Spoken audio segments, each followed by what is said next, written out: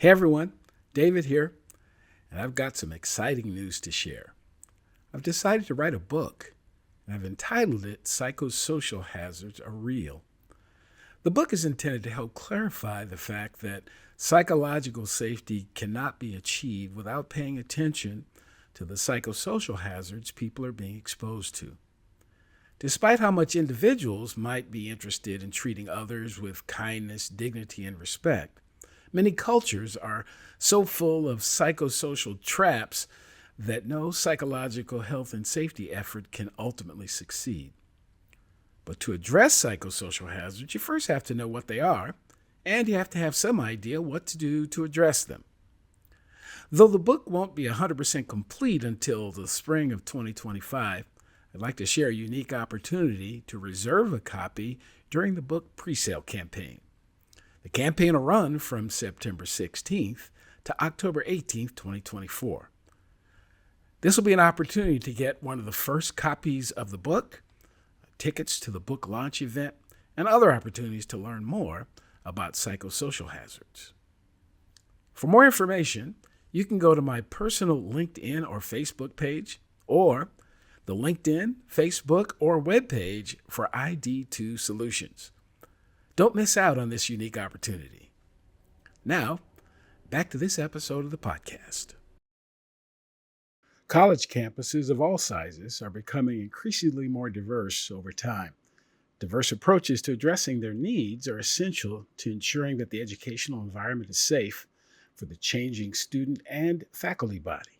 We'll talk with a chief diversity executive about addressing the needs of a diverse campus community up next on this episode of the Psych, Health, and Safety USA podcast.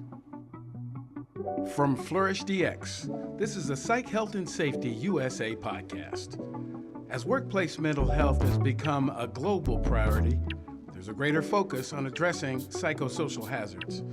Each week, we look at psychological safety from an occupational health and safety perspective. Let's talk psychological health and safety.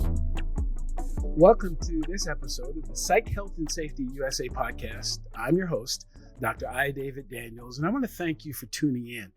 Each week, we seek to increase awareness of the importance of psychological health and safety by learning from the lived experiences, research, and expertise of our guests, as well as advocating strategies to reduce harm and minimize vulnerability to psychosocial hazards in the American workplace.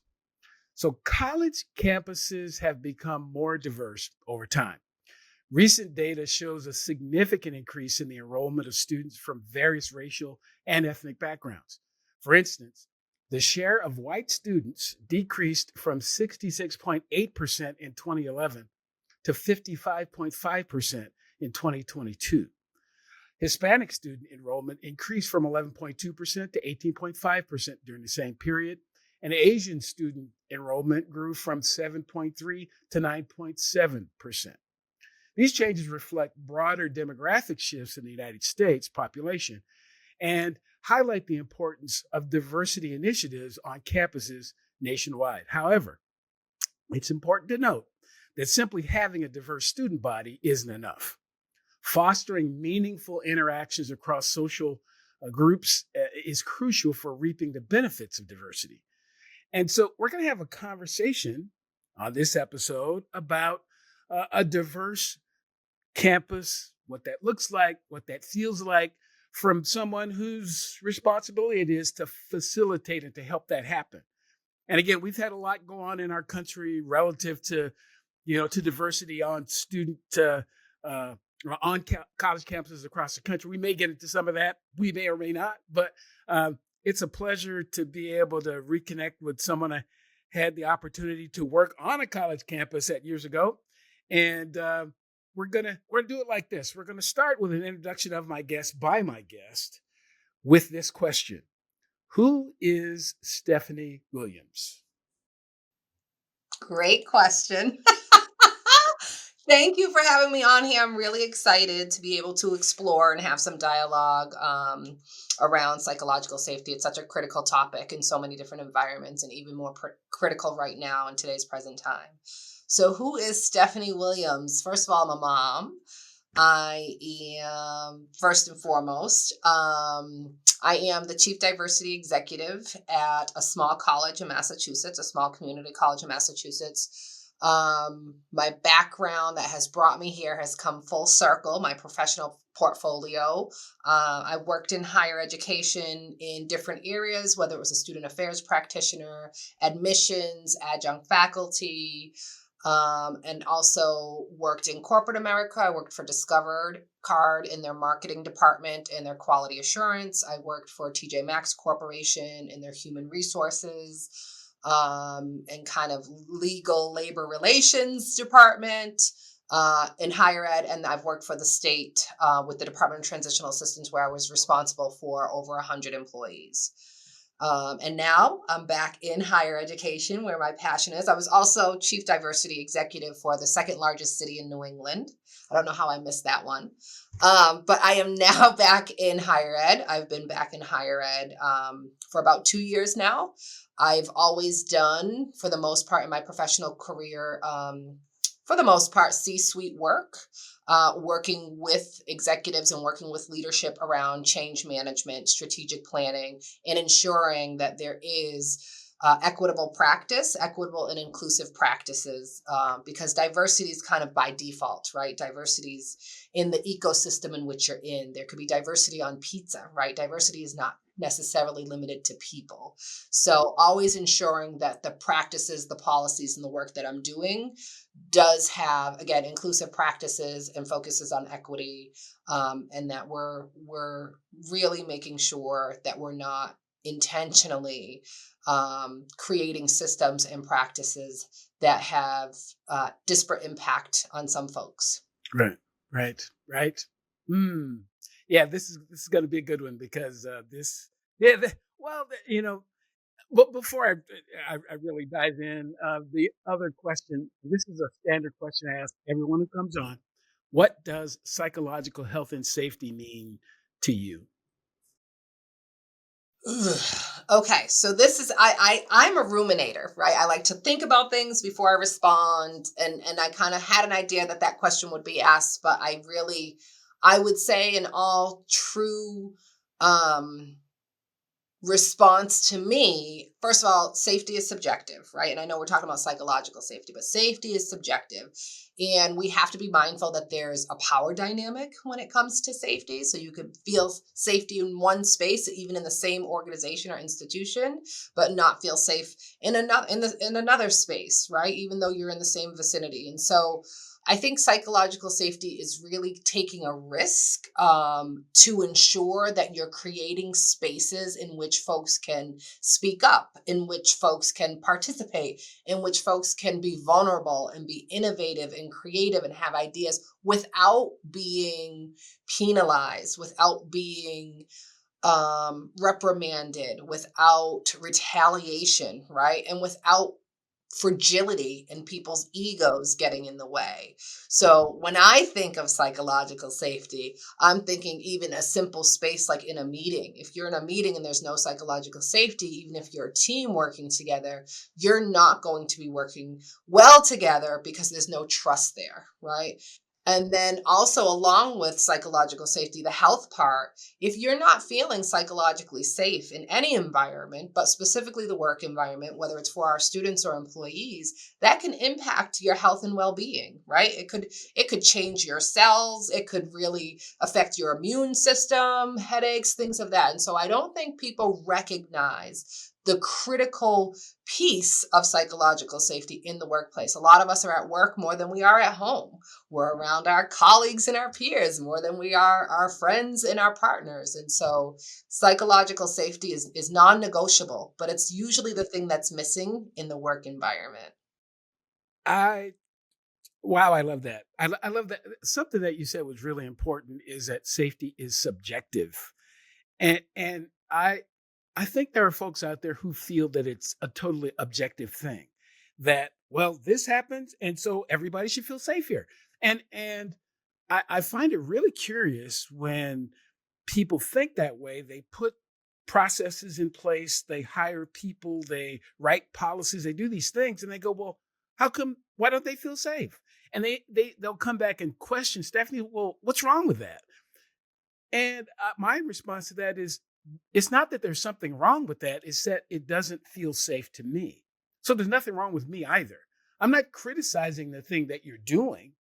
I That's not the point. The point is it doesn't feel safe to me. And that's people, everybody's entitled to their own feelings about the environment that they're in. They're entitled to that. And we don't even have to agree, and we probably won't. No environment is 100% perfect for everybody if there's more than one person.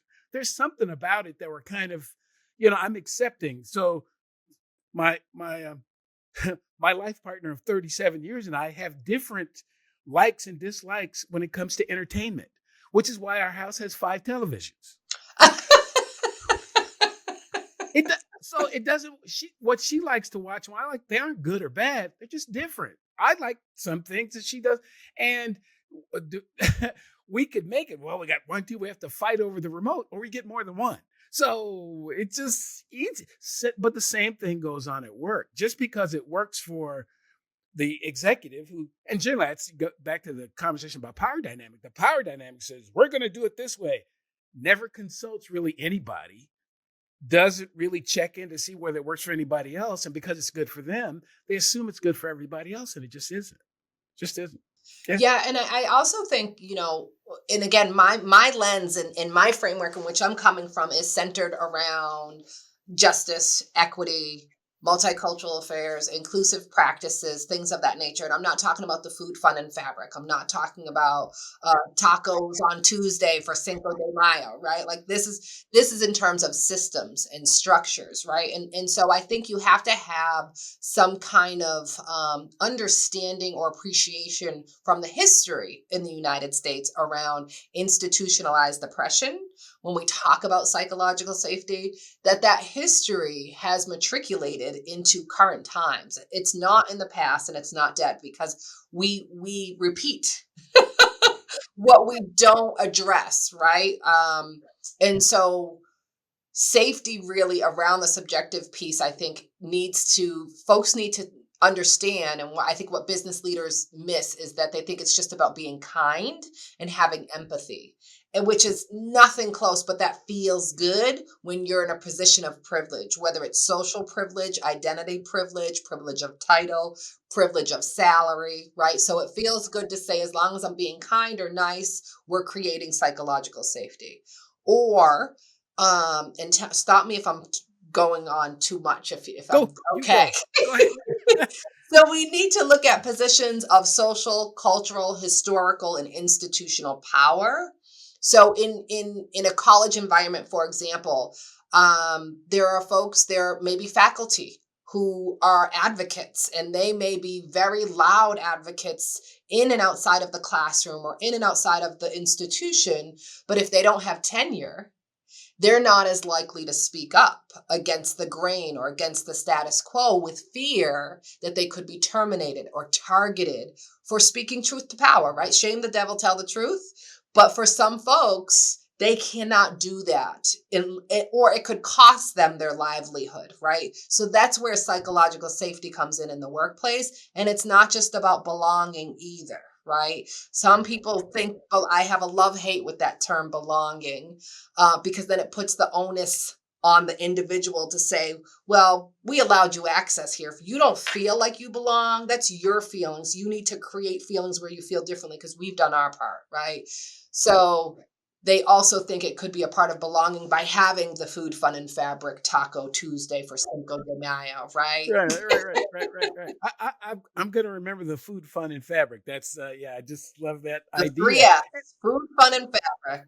So again, this is what I talk about when I mention the concept of a psychosocial hazard. There are things that have been created, and again, they were created by and for the safety of whoever created it. For them, so I said, I repeat this a lot.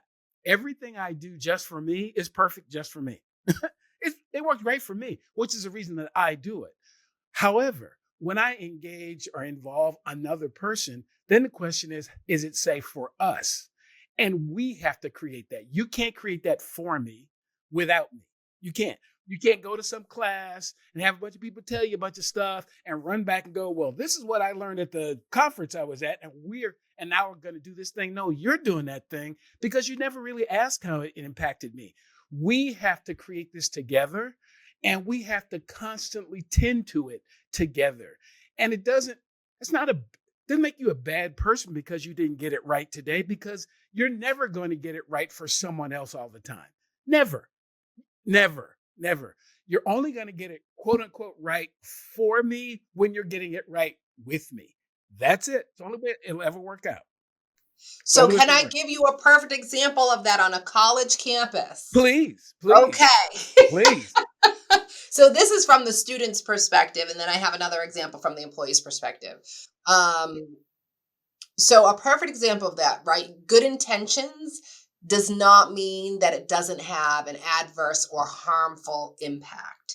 And so when we're talking about psychological safety, we know many of our students, they've been through COVID. So high school, for some of our students who are enrolling now, have not had those 4 years of high school. They haven't interacted in person, right? A lot of it's been online.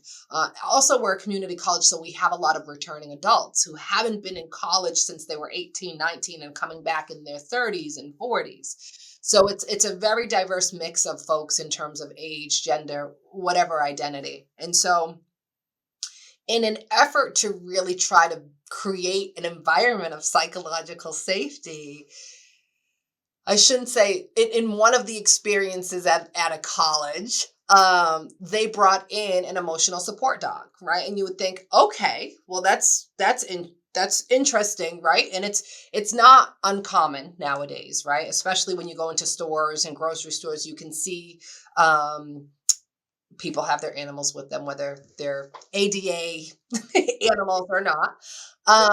And so so they did this on their own without consulting with students. And so good intentions. The impact it had was the type of dog that they've brought onto campus or that they contracted with for the year, which is a German Shepherd. And when we think of civil rights, when we think of when a police officer, what are their canines? They're usually German Shepherds. And so our students of color, and also if you think of internment camps during the Holocaust, what did they have? German Shepherds. And so the harm that students were feeling based on the intent to create psychological safety in the environment. So that's a perfect example. They didn't, like you said, don't do for us without us. They did not talk to students, and they didn't have a critical lens of the diversity of our students and the historical piece that could be connected to everybody's experience around it. So that's where the harm came in, even though their intention was to create inclusive practices and also build on psychological safety. Right.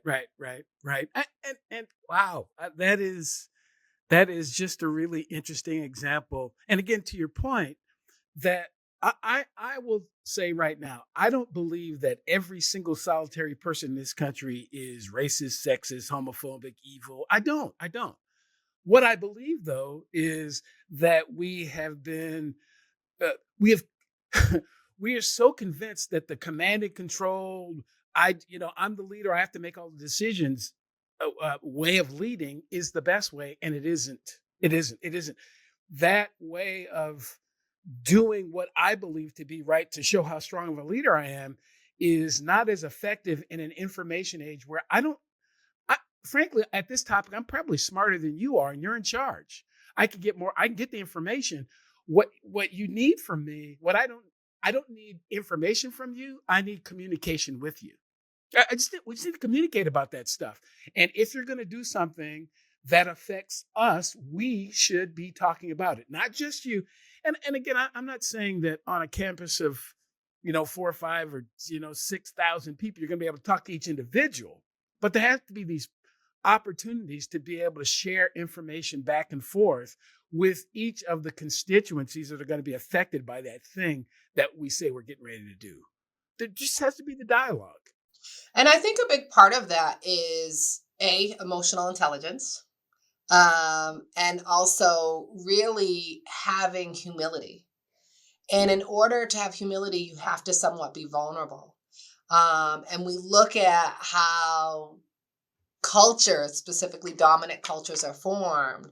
If you have the privilege to not feel uncomfortable in the space, or that's not a typical feeling that you have, and you refuse to subject yourself to those feelings, then it's easier to shut somebody else down than to allow yourself to be vulnerable.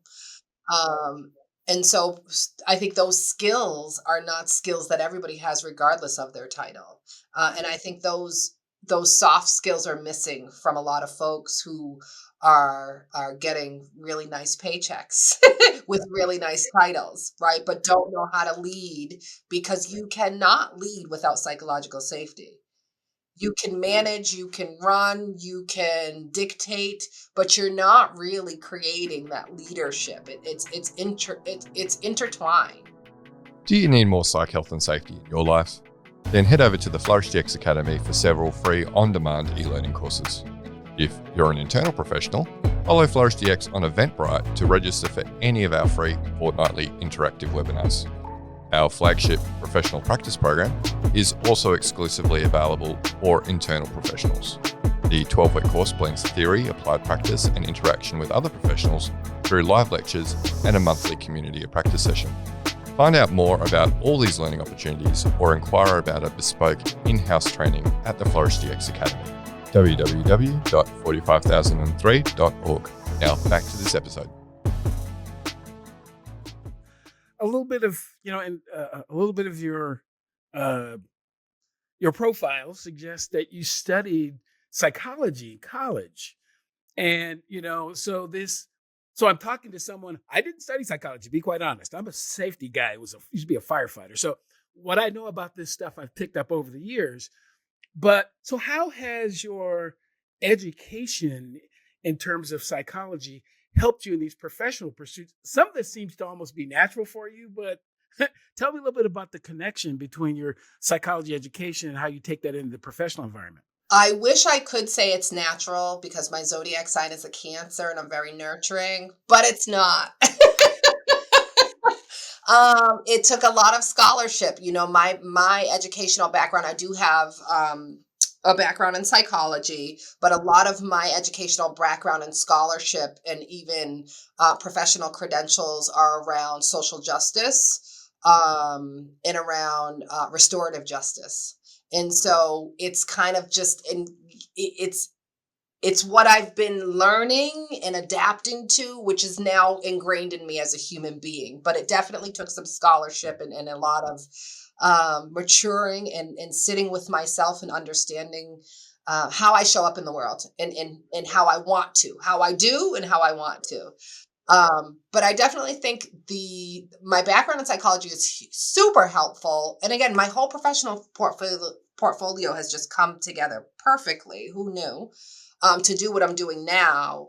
But it's really understanding human behavior when you're talking about organizational change, and when you're talking about really interrupting the status quo, or interrogating practices that that we shouldn't be doing, that has been done forever, right? Or that are still on in the law, right? We're just following policy, right? Even though we see that it has disparate impact, we shouldn't be following that policy. And so I think my background in psychology has really been crucial for me in helping me navigate these systems. And who runs the systems? People, right? And so managing emotions, and I'm not going to say buy-in, because I don't like that term buy-in, because I'm not selling you anything. I'm saying this is what we're going to do. So I don't need you to buy in. I need you to understand the why, and either determine if you're committed to doing it or if you're not. Oh, sure. Absolutely. Wow. Social justice. What a concept. I, I, I, I bring that up a bit when I talk about, again, psychological health and safety, because a lot of organizations and systems are set up to be unsafe for other than those that created it.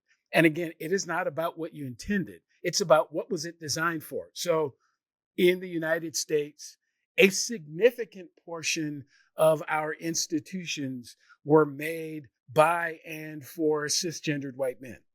They were. 100%. They were. And I don't say that to be critical of all those institutions either. I'm not saying that all those white men are bad people, none of that kind of stuff. The challenge is when we bring non-cisgender white men, where pick your thing that makes them different, or and pick no matter what the group would be, bring in someone who doesn't have the characteristics of that system. How does the system adapt to them, not the other way around? And often what we expect people to do is we expect you to adapt to this rather than this adapting to me. And I that's the problem. Why you brought me here, but then you want me to be something like this, and I'm not this. So why didn't you just get another one of them? I mean, why don't you? I think it would be absolutely more intellectually honest for some people to take down their equal opportunity employment sign and just say, we hire whoever. We hire straight people. We hire able-bodied people. We hire men only. We hire white people only.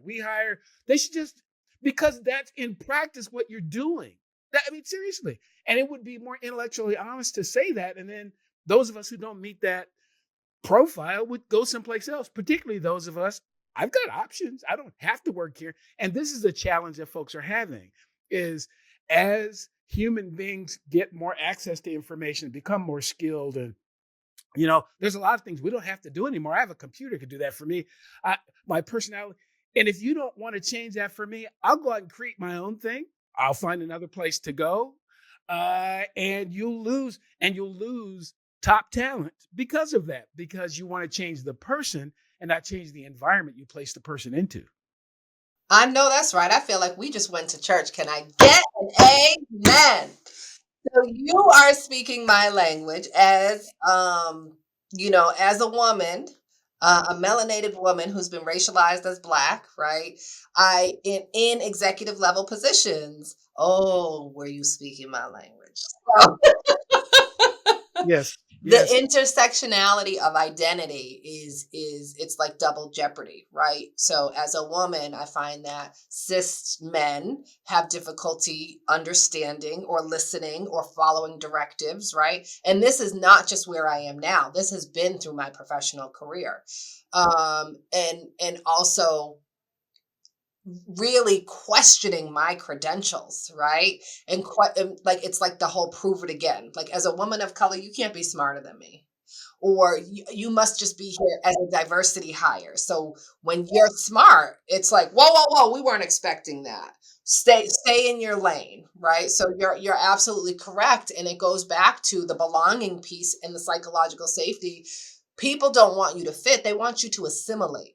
And they'll allow you a seat at the table, but that doesn't mean you're getting the same meal sometimes, right?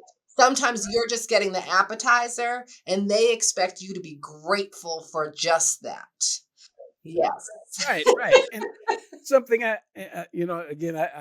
so people who watch this podcast or listen to it or whatever will hear some ongoing themes because I keep repeating them. One of them is that there are, again, way too many systems that were built for one group of people, one type of person, whatever that person is. And then when the next person comes along who is different, somehow we assume that there's something wrong with that person, and there isn't. Again, if you invite people to a meal, wouldn't it be nice to ask them what they would like to eat? I know that's right. Yes. And not look at them sideways when they say, "Oh, I'm a vegetarian," or I pescatarian, or whatever. I don't like oatmeal. I'm not saying there's something wrong with oatmeal. I'm saying I just don't like it. That's all. And the same thing that goes on. Or I have an allergy to oats. Absolutely. It impacts my health. I'm of the opinion that if we're going to invite people into spaces and really want them to be psychologically safe, they shouldn't have to even justify why. I just don't like that. That's it. I don't need another reason. I don't like that. That doesn't feel supportive to me. And that's the only reason I don't need all this other stuff. I need now. So then we have to should be thinking about getting into a dialogue about how do we create something that is more. We won't ever get them all because we've all got to compromise a little bit. I can't have, when I go out into the world, I can't have everything the way I like it. Not everything. I have a house for that, and I don't get everything that I want at my own house. So, but I think most reasonable adults will get that. The question is, how do we get more, or how do we get environments that don't make it difficult for Stephanie to show up and be herself? That's the type of thing. I'm not saying perfect. I'm saying I shouldn't have to you hired, somebody hired me. I met the qualifications of the job. I have all the credentials necessary.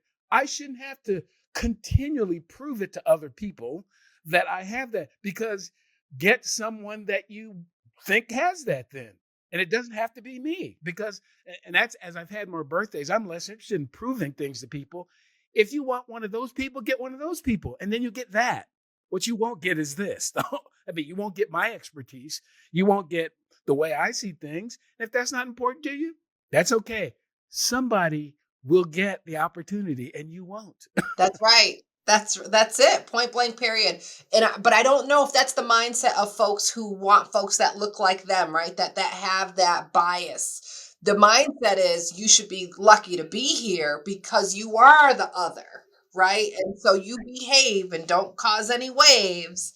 Yeah, well, that's probably why some of these organizations are having struggles representing the same thing that they say they are. So they say they are one thing, but they look like something else. And again, I'm just, of this opinion, call it what it is. Though I adamantly disagree with a lot of the ways that they see the world, I'm not putting my application to be a member of the Klan. They're cool. They're clear about who they want to participate in that exercise of free speech, and they got a right to it. But I'm not turning in my application because I know that's not a place that I'm welcome. So, and I'm actually cool with that. You stay over there and do that thing. I'll stay over here. Now, don't come to my house with it, because that's something that I do here.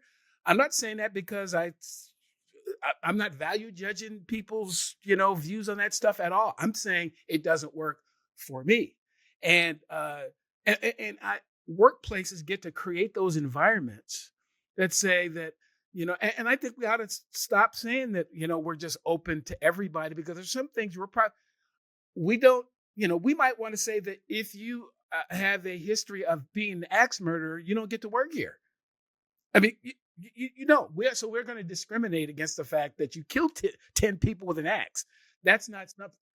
We're going to discriminate against people who can't keep their personal feelings about women in the workplace to themselves and can't at least work for the period of time where, if you can't be that type of person, this isn't the place for you. We should be more honest about those kind of things rather than, well, they're really good at this job, but they abuse people, so we keep them anyway. Yeah. No, right. No. You might be a great accountant, but if you can't interact with different kinds of people, because we have different kinds of people, this just might not be the place for you. That's all. And I think this is a great segue to talk a little bit. I wouldn't want to get too into the weeds around politics, but to talk about the rhetoric, right? The xenophobia, all of this, what I would deem as political malpractice happening with executive orders and things of that nature, and the attack on DEI, right? And so I want to be clear. I guess my head's going. I'm getting excited about this stuff, so my head's going all over the place. So I want to be clear that DEI is not this one thing. It's not this big monster that lives under your bed or in your closet, right? It's diversity, which we said earlier. Diversity. Anything can be diverse. Diversity is not limited to race. Diversity can be in terms of whether you're able-bodied, whether you're a parent, whether these are diversity. I have 2 different chairs in my office right now. So there's diversity in that, right? Then we talk, the E stands for equity, right? So when we talk about equity only exists because these institutions that we're referring to, whether it's school systems, banking, healthcare, housing, have been designed for folks, by folks, that was not very welcoming if you didn't identify with that dominant culture, right? Or if you weren't part of that dominant culture. And so equity was created because of the historical harms in America that has occurred, right? And it's not just race. It could be somebody who had mental illness or somebody who was short or whatever it is. And so we need equity now because some folks have had a privilege and advantage as designed, and that has a historical legacy through lineage, right? Whether it's, I'll say education, people talk about affirmative action, but when you have legacy schools who are admitting donors and because their father and their father's father and their father, that is affirmative action, just not clear on paper, right? So why can one group get it, right, and another doesn't? And the reason why it had to be put on paper, right, is because we're not doing it. We're excluding folks intentionally. And so inclusion is inclusive practices to ask if you're coming in for an interview, do you want a sandwich? Do you eat wheat? Do you have an allergy? Do you have a gluten? Like, what are your needs, right? And we don't have to guess them. All you have to do is ask. They'll tell you. So diversity, equity, and inclusion is so critical in terms of and inclusive practices. That's the big thing in terms of creating that psychological safety, because you're going to have diversity, even if it's neurodiversity, even if it's not racial diversity, even if it's not diversity that's representation of your employees. You're going to have diversity in some way.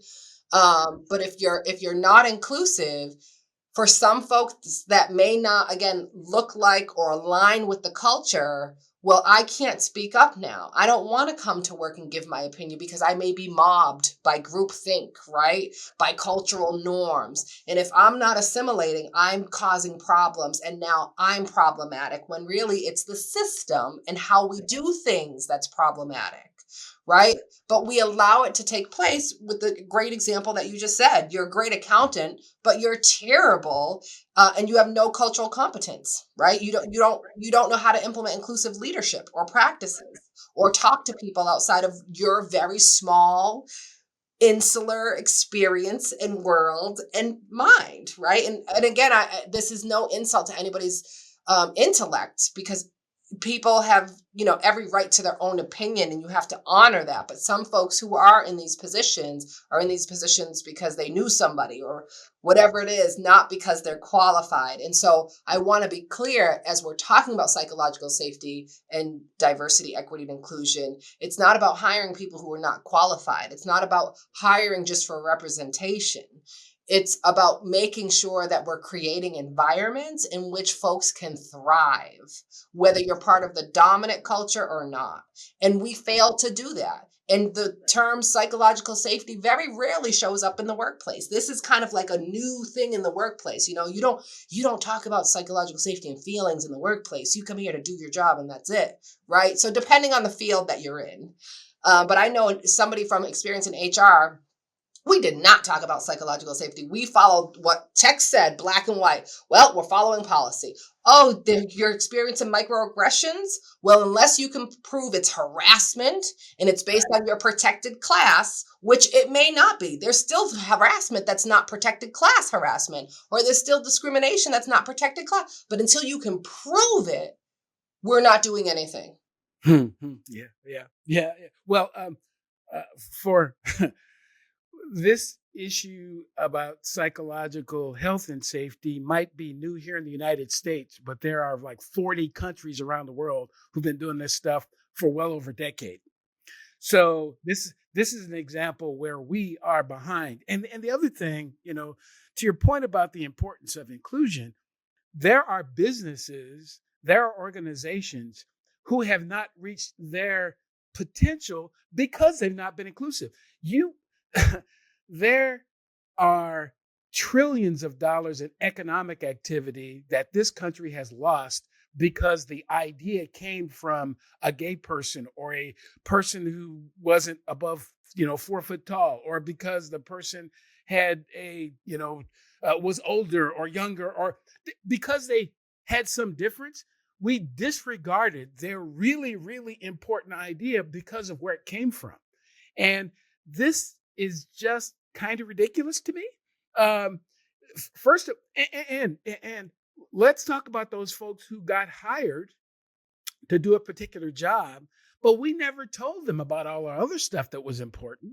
We ne- we hired you because, again, you're an accountant, but we didn't tell you that we value diversity. We didn't tell you that that we do hire women and people from other countries. We never said that explicitly. We just left you to figure that out on your own.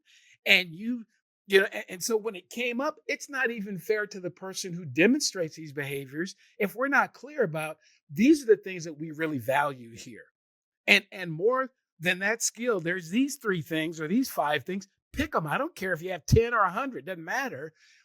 What is the value? What do we really value here? What's important to us? Because if we do these things well, all the other stuff will take care of itself. If we care for one another, if we are focused on nothing's more important than the psychological health and safety of people here. Nothing.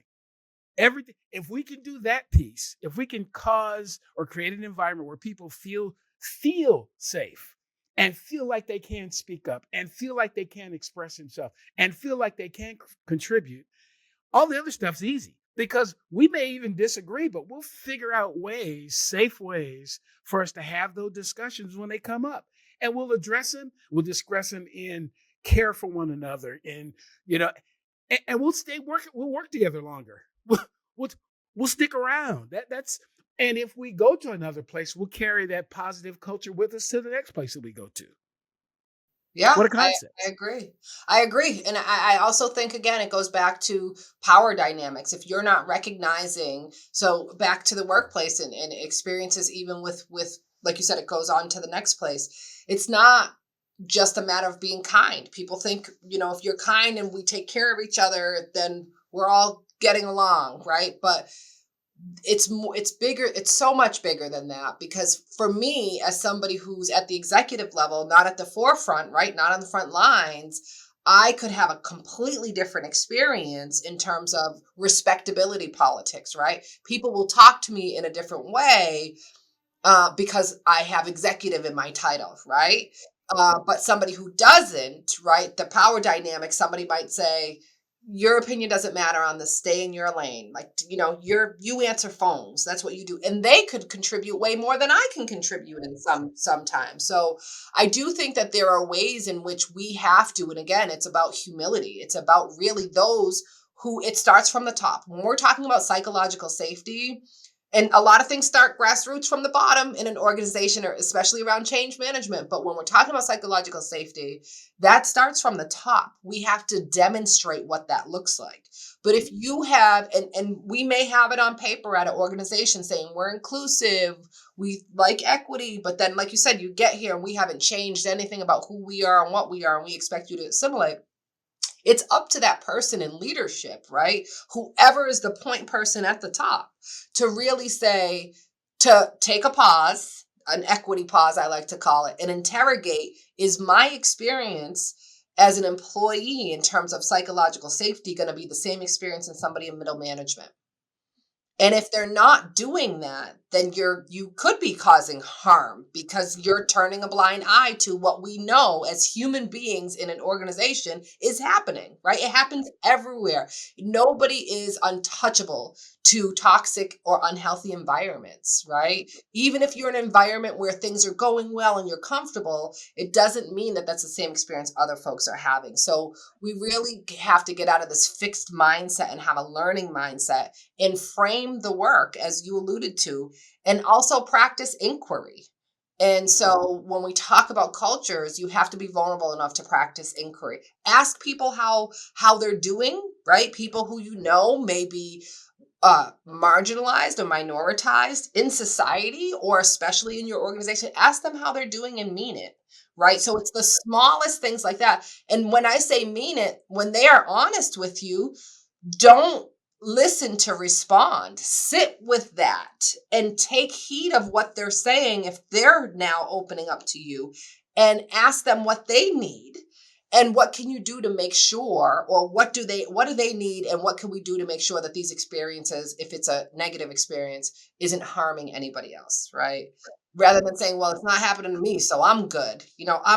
I'm good because I'm not experiencing that. So I have the privilege to not want to talk about it, not want to read up about it. I can learn about it if I feel like it, but if I don't, I can go on my merry little way. Right, right, right. Yeah. I'm going to be honest. I've been doing these for, oh boy, for, getting close to 3 years. And rarely have I had a conversation where I asked virtually none of the questions that I had intended to ask, but at the same time got so much out of the discussion. So I really, really value the conversation we're having. I want to see if we can bring this to a close so people don't run off to their next activity. Um, if you were giving advice to folks about creating the kind of environment you want to see where you are, what are 2 or 3 things that you would suggest to them? There's not enough time to give them the 10-point plan, but just some things that when that you believe bring this kind of environment that you would like to see where you are. I guess if I had to really put it in summation, I would say shared responsibility and leadership, right? And I don't mean leadership in terms of title. You can be a leader no matter what your positionality is at an organization. So shared responsibility and leadership, even if it's not impacting you, and human connection. I think the humility in that human connection, and the example is, ask somebody how they're doing, and really mean the ask, mean that what do you need from me, what do you need from me in this moment, how are you doing, and not keep walking, right? We do that all the time in the hallway. How you doing? And the person could say, oh, my mom died last night. Good, nice to see you. You keep going because you're not really pausing to ask or to listen to what they're saying. And so that creates also a distrust, right? They're talking to me as a colleague out of priority, not because they actually care what's going on. So taking those small pauses, and taking the time to have honest communication and to check in with people does create a culture of psychological safety in my eyes. And also knowing that you're not always right, being humble enough to be wrong or wanting to learn. And I always say we in the work that I do in terms of transitional and organizational change. It's always we, even though it's a project that they might be working on, and I say we. And also collective, I said 2 things, I'm sorry. Collective impact is critical. It's not just about collaboration. What is the collective impact that we can have together? So it's that togetherness. It's humility. I know that sounds soft and fluffy, but it exists. Um, Soft and fluffy might be what we need because the hardcore, drive hard type thing has done little but make us sick. It's made us emotionally sick. It's made us physically sick. It's cost, in some cases, people's lives because they're driving so hard to do the thing and forgetting about people involved in the thing, and the people that are involved in these organizations, activities, employers, businesses, whatever, are much more important than the thing itself. It's the human beings. That all this stuff that we're doing as a society ought to be about the human beings. you know, the degree to which we care about animals ought to be based on how it how it impacts human beings, about the environment because how it impacts human beings, and this balance and harmony we're looking for should be about how it helps human beings. The more of that we do, the better, my opinion, the better world we have. If But it's when you about don't have to do that, so you have to be intentional, right? So this is about being intentional in creating that human connection. Whatever that looks like for you, try it on, right? Try it on, see how it feels, tap into a colleague, ask what they need from you today. How can you contribute to making their work more successful or to even making their day better, right? Part of that creates psychological safety, and also giving people credit where credit's due. I just wrote a memo to our community about things that are going on and how we stand in solidarity.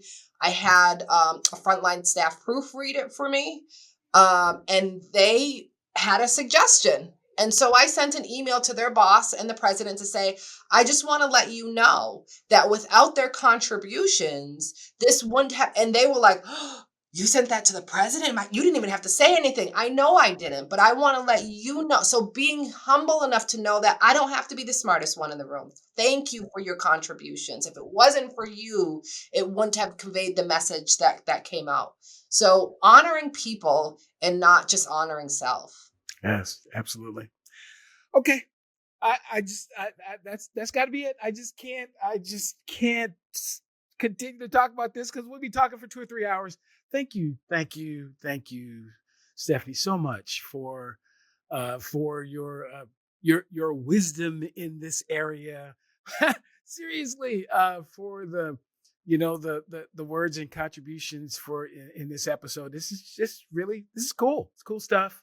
I continue to wish you well in your involvement in diversity at the executive level. It's a challenging place to be, and I suspect that particularly someone like yourself who's really serious about this and is going to push the envelope a little bit, it gets a little difficult for you. So do the things necessary to keep you doing well and to keep you healthy. And you will have to age someday because you look the same way you did years ago. Oh, I received that. Thank you.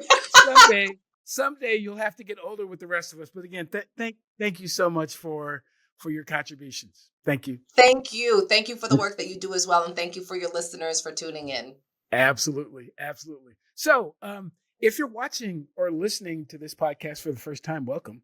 I hope something you've heard will bring you back to a future episode. Previous episodes of the podcast can be found at psychhealthandsafetyusa.com. You can watch, like, subscribe, and share the podcast on the Flourish DX YouTube page. And please do join the Psych Health and Safety USA movement by connecting and becoming a subscriber on LinkedIn. So until next time, stay tuned and look out for the next episode of the Psych Health and Safety USA podcast.